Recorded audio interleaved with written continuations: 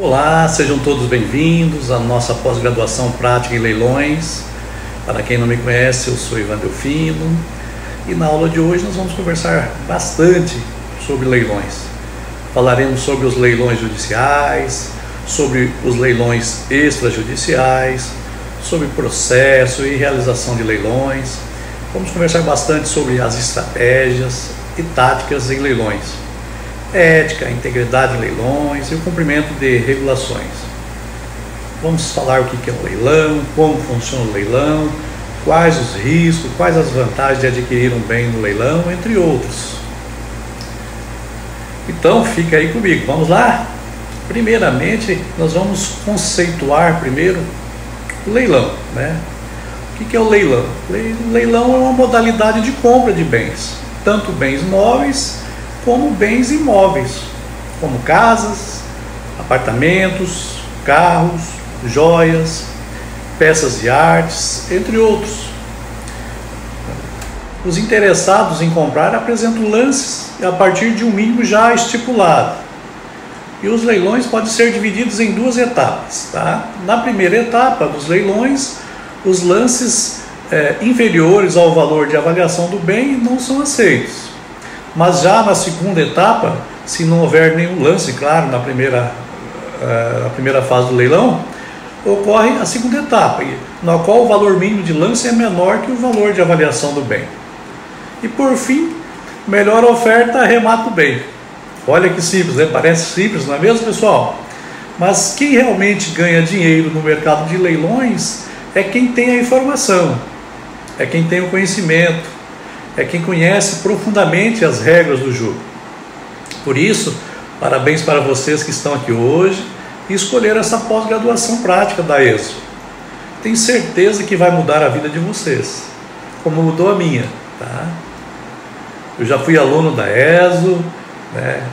Estudei muito aí com o Júlio César Sanches e os outros professores, então tenho certeza que vai mudar muito a vida de vocês. Mas venham comigo, pois nós temos muitos assuntos para conversar hoje, hein? Quanto de dinheiro vocês acham que precisa para começar nos leilões? Antes de entrar nessa área, pessoal, eu acreditava que leilão era coisa de rico, sou sincero. E vocês acham que precisa ter muito dinheiro para começar? Quanto vocês acreditam que é necessário para começar? Vamos lá, 200 mil? 100 mil? 50 mil? Tempos atrás, a única forma de você arrematar um bem no leilão era pagando o bem 100% à vista. Então você teria que pagar esse bem no ato da compra.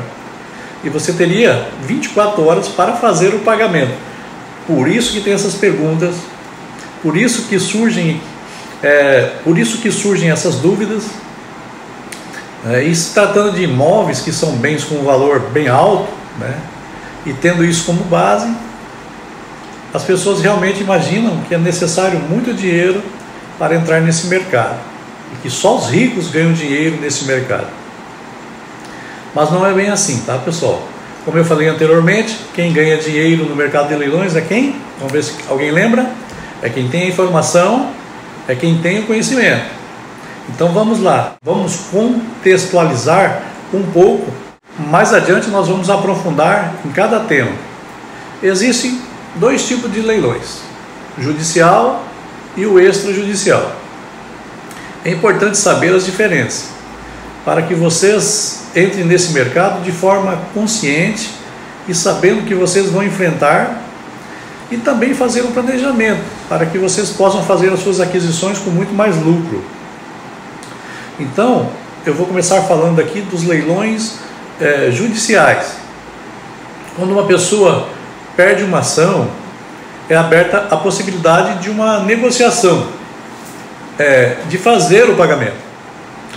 Vamos supor que a pessoa perde uma ação e o juiz dá a possibilidade para que ela faça o pagamento.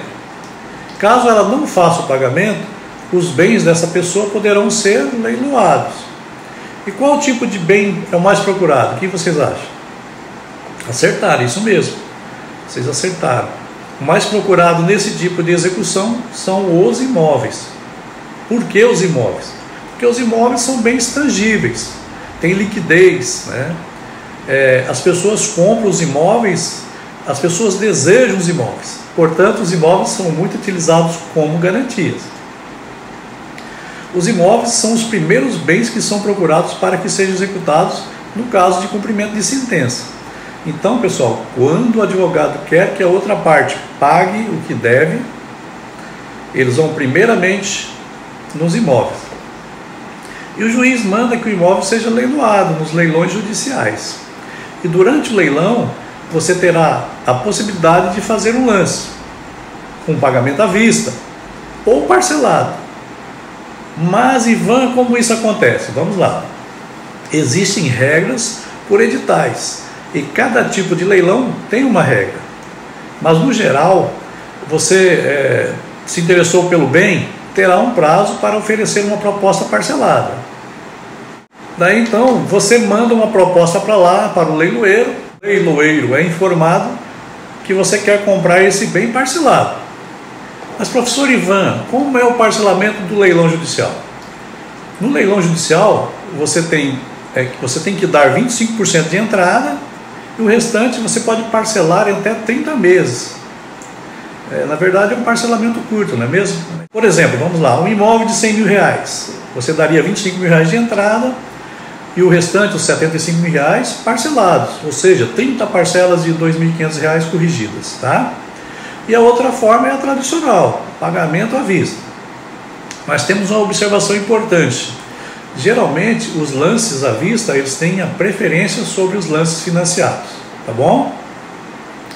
Nos leilões, há a possibilidade de você comprar financiado, mas todo o processo de análise de crédito, toda a preparação para o financiamento tem que ser feito antes de você dar o seu lance no leilão. Porque se você der o lance, por algum motivo, o seu financiamento não for aprovado, você vai perder dinheiro. Vai perder o valor da comissão do leiloeiro, vai pagar uma multa para a Caixa. Então, o melhor é sempre você procurar um correspondente bancário, fazer uma análise de crédito, levar a sua documentação e sua renda e deixar tudo prontinho. Para no dia do leilão, você vai lá e oferta já o valor pré-determinado anteriormente, ok? Nessa transação há duas modalidades, que são a venda direta online e a venda direta. Agora, com relação ao financiamento, vai depender da sua renda e também da modalidade de crédito que você adota. Existem duas modalidades de crédito mais comuns, que são o FGTS e o SBPE. O financiamento via FGTS, o banco utiliza os recursos do fundo de garantia para emprestar para você comprar a sua casa. Normalmente os juros são reduzidos, mas tem bastante restrições a quem pode receber esse crédito. Já o SBPE é um pouco mais amplo, né? O SBPE, ele utiliza os recursos da poupança, que é o Sistema Brasileiro de Poupança e Empréstimo. Esse recurso ele tem um juro um pouco maior, mas também te dá a possibilidade de financiar imóveis de leilão. Lembrando que tudo isso depende da condição do imóvel, tá? Alguns imóveis não podem ser financiados, outros sim. Então, isso tem que ser observado antes. Vamos lá? Já os leilões extrajudiciais funcionam da seguinte forma. Nos leilões extrajudiciais, além do pagamento à vista e do parcelamento, existe também a possibilidade de fazer um financiamento. O financiamento imobiliário é uma excelente ferramenta para você entrar nesse mercado lucrativo de leilões, pessoal. Vale lembrar que os imóveis comprados em leilão têm uma rentabilidade muito alta. É possível comprar um imóvel em leilão com 70% de desconto. Eu falo com certeza porque eu tenho exemplo de clientes aqui no nosso escritório que já fizeram isso, e não são só um, não é só um cliente, tá? São vários clientes. Mas todos sabem que o simples fato de comprar um imóvel já é um excelente negócio, não é mesmo? Pois o imóvel ele valoriza com o tempo, você protege o seu capital de infração e ainda existe a possibilidade de você receber aluguéis. Então, pessoal, é um excelente negócio, mesmo comprando com valor de mercado. Vamos lá, agora imagina se você faz isso comprando com muito desconto, não é mesmo? Por isso eu volto aqui a reiterar, a informação, o conhecimento são o quê? São fundamentais. Não é simplesmente você comprar um imóvel no leilão. Inclusive, eu conheço algumas pessoas, alguns clientes que se precipitaram e compraram um leilão sem antes conhecer os detalhes, sem estarem preparados. Não procuraram aprender, igual vocês estão aqui, também tentar economizar, não procurar a ajuda de um profissional. E os resultados vocês já imaginam, não é mesmo? É isso mesmo. Se deram mal, se deram muito mal e acabaram no prejuízo. Hoje essas pessoas falam mal dos leilões, pessoal. Então o ideal é que a gente faça com certeza, né, que vai ter um bom lucro. Você tendo conhecimento, você fazendo as coisas certas, você com certeza vai ter um bom lucro, né? E a gente só consegue fazer isso com informação. Para ganhar dinheiro tem que conhecer as regras desse jogo. Então vamos lá. Vamos aprofundar um pouco mais. Qual o tipo de imóvel deve começar nos leilões? Casa, apartamento, terreno, imóveis rurais? Quais as vantagens? Quais as desvantagens? Qual dá mais lucro? Eu acredito que essas sejam as principais dúvidas. E você, já teve alguma dúvida dessa? Então vamos para o assunto. Qual o melhor tipo de imóvel para a gente começar? Bem, pessoal, existem diversos tipos de imóveis, como eu falei anteriormente. Vamos reiterar aqui. São casas, apartamentos, terrenos, imóveis comerciais, né, galpões, lojas e até imóveis rurais disponíveis para a gente comprar em leilões. Mas temos que entender os tipos de imóveis, as vantagens, as desvantagens, para que a gente possa pôr na balança e fazer a nossa ponderação. Então, eu vou começar aqui falando a respeito dos apartamentos, que é bastante abundante nos leilões extrajudiciais. Eu indico para você que está ingressando nesse mercado que inicie pelos leilões extrajudiciais, tá, pessoal? Por quê? Ele tem uma série de benefícios e para quem está começando, com certeza é o mais vantajoso. Esses imóveis que vão para esse tipo de leilão, na maioria são de vendas por financiamento. É um imóvel que é dado como garantia para o banco. E por uma inadimplência, o banco executa essa garantia. Então, não é necessário um processo judicial para que isso aconteça. E é dessa forma que acontecem os leilões extrajudiciais. A primeira coisa que a gente tem de informação, que é muito importante, é que esses imóveis têm documentação regular. Por que, Ivan? Porque é um tipo de imóvel que tem documentação regular, pois ele serviu como garantia de financiamento, né? E os bancos são bem exigentes para pegar uma garantia, né? E é um imóvel que é vendido através de financiamento. Exemplo, eu tenho um imóvel, vou vender para o Pedro, através do financiamento bancário. O Pedro vai comprar esse imóvel e esse imóvel vai ficar como garantia. Vai ficar como garantia que o Pedro vai pagar o banco. O banco que ele pegou o dinheiro para pagar o imóvel. E para me pagar, na verdade. A grande maioria dos imóveis vem através da lei de alienação fiduciária dos leilões extrajudiciais. Se o Pedro, por alguma inadimplência, algum problema, não conseguir pagar o banco vai executar essa garantia, levando esse imóvel para o leilão. Mas existem outras formas também, pessoal, como por exemplo, uma pessoa que precisa levantar um dinheiro, ele tem um imóvel regular no nome dele. Então, existem modalidades de crédito como garantia, né, para te emprestar o dinheiro, como juros baixos, né, para emprestar o dinheiro com juros baixos, você pode colocar como garantia o seu terreno, um imóvel comercial, pode ser qualquer tipo de imóvel que seja regular. Já falamos sobre isso, mas sempre é importante enfatizar, nós temos uma variedade enorme, mas as principais são as duas formas mais abundantes, que são os apartamentos e as casas. Por que isso, professor? Porque os apartamentos e as casas são mais abundantes, porque são eles os maiores volumes de negócios imobiliários que são feitos. Por conta disso, tem uma maior quantidade desse tipo de imóvel disponível. Então, para a gente comprar nesse mercado de leilão extrajudicial, você vai encontrar muito mais casa, muito mais apartamento. Mas vamos fazer uma análise a partir de agora, tá bom? Qual o melhor? Qual dá mais lucro? Partindo desses dois tipos de imóveis, apartamento e as casas, existem algumas diferenças principais importantes. Então eu quero que você anote aí, anota de caneta que vai ficar mais aí preso no seu cérebro, grudado no seu cérebro para você lembrar depois, tá bom? Então vamos lá. Nos apartamentos existe a figura de quem? Do condomínio. E nessas casas de rua não tem essa situação.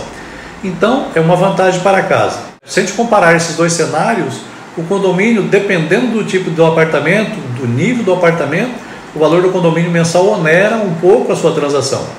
Então, como o nosso objetivo aqui é comprar com muito desconto para lucrar, quando a gente compra um imóvel que tem o condomínio, isso vai alterar cada mês que ele ficar ali em vacância, que não estiver alugado, por exemplo, e vai diminuir o seu lucro.